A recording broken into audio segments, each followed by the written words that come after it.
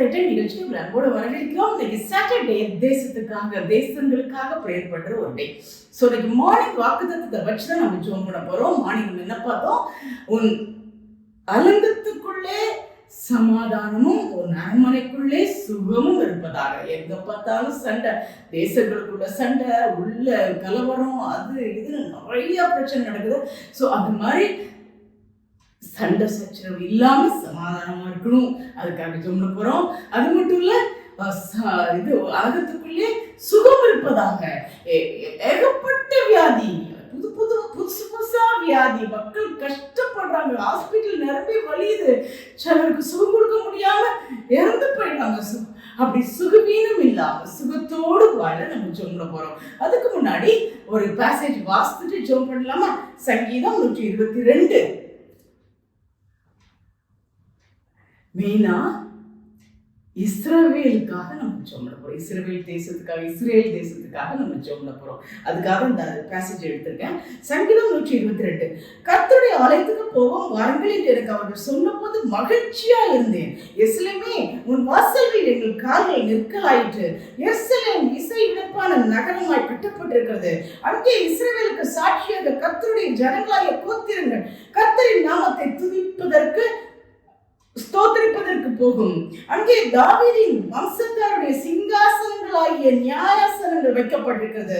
எருசலேமின் சமாதானத்துக்காக வேண்டிக் கொள்ளுங்கள். உன்னை நேசிக்கிறவர்கள் சுயித்திருப்பார்களாக. எருசலேமை யாரெல்லாம் நேசிக்கிறீங்களோ அவங்க சுயித்திருப்பார்களாக போட்டிருக்கு பைபிள்ல. உன் அரண்மனைக்குள்ளே சமாதானமும் உன் அலங்கத்துக்குள்ளே சமாதானமும் உன் அரண்மனைக்குள்ளே சுகமும் இருப்பதாக. என் சகோதரன் நிமித்தம் என் சிநேகிதர் நிமித்தமும் உன்னில் சமாதானம் இருப்பதாக என்பேன். எங்கள் தேவனாகிய கர்த்தரின் ஆலயத்து நிமித்தம் உனக்கு நன்மை உண்டாக தேடுவேன். ஓகே, இந்த பேசேஜ் வாசிச்சோம். ஏன்னா பைபிள் வசனம் முக்கியம். நானா ஏதாவது சொல்றதை விட அந்த வசனத்தை வச்சு பேசும்போது அந்த வசனம் நிச்சயமா பேசும். அவருடைய வார்த்தையில ஒன்னாகலும் வீணா போகாது. அது என்ன செய்யணுமோ அதை செஞ்சுட்டு திரும்பும். அதை நம்பிதான் ப்ரேயர் பண்றோம். நிச்சயமா அது வார்த்தை வெறுமையா திரும்பாது. ஸோ இங்க எருசலேம் தேசத்துக்காக வேண்டிக் கொள்ளுங்கள் அப்படின்னு போட்டிருக்கு. நம்ம இன்னைக்கு இஸ்ரேல் தேசத்துக்காக நம்ம வேண்டிக் கொள்ளணும். அதுல அதுல என்ன போட்டிருக்கல, உங்க அரண்மனைக்குள்ளே சமாதானமும் அலங்கத்துக்குள்ளே சுகமும் இருப்பதாக. ஸோ அந்த தேசம் மட்டும் இல்ல, எல்லா தேசங்களிலும் சண்டை சச்சரவு இல்லாம அவங்க சுகத்தோடு வாழ, சமாதானத்தோடு வாழ இன்னைக்கு நம்ம ஜெபிக்க போறோம். எனக்கு கொஞ்சம் வியூஸ் ஓகே, பட் கூட சேர்ந்து நீங்க ஜோம் பண்ணீங்கன்னா 2 பேர் ஒரு மனதோடு ஜோம் பண்ணும்போது பரலோகத்திலிருந்து நன்மை உண்டாகும். உண்மையாவே என் தேசத்துல கொள்ள மற்ற காரியங்கள், சண்டை, அது மாதிரி எது இருக்கக்கூடாதுன்னு நினைச்சீங்கன்னா கூட சேர்ந்து ஜோம் பண்ணுங்க.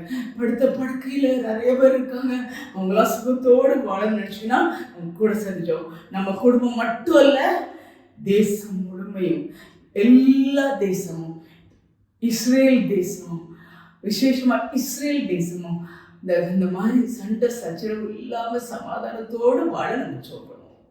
ஆண்டவரே, எங்கள் பரம தகப்பனே, அந்த வேளையை உடைய பாத்திர வருகிறோம். அப்பா, இன்னைக்கு நீ கொடுத்த வசனத்துக்காக அப்பா, உன் அரங்கத்துக்குள்ளே சமாதானமும் உன் அரண்மனைக்குள்ளே சுகமும் இருப்பதாக சொன்னீங்களே. எங்க வீட்டுல சமாதானம், என் கூட எங்க சுத்தி இருக்கிறவங்க வீட்டுல சமாதானம், எங்களோட சேர்ந்து ஜபிக்கிறவங்க வீட்டுல சமாதானம், சண்டை சச்சரவு எங்கெல்லாம் இருக்கோ அப்பா, சமாதானம் சமாதானம் சமாதானம் உண்டாவதாக. உங்களுக்கு சமாதானம் உண்டாவதாக, நிம்மதி உண்டாவதாக. உள்ள சண்டை சச்சரவு இல்லாம சமாதானம் விசேஷமா இன்னைக்கு சனிக்கிழமைங்கிறதுனால அந்த தேசங்களுக்காக ஜெபம் பண்றோம். இஸ்ரேல் தேசத்துக்காக ஜெபம் பண்றோம். எல்லா தேசங்களுக்காக ஜெபம், இந்தியாவுக்காக ஜெபம் பண்றோம். அப்பா, சண்டை சச்சரவு இல்லாம வாழ நீர் கிருபை தாரும். உங்க வார்த்தை சொல்லுங்க சுவாமி, உங்க அலங்கத்துக்குள்ள சமாதானம் உண்டு.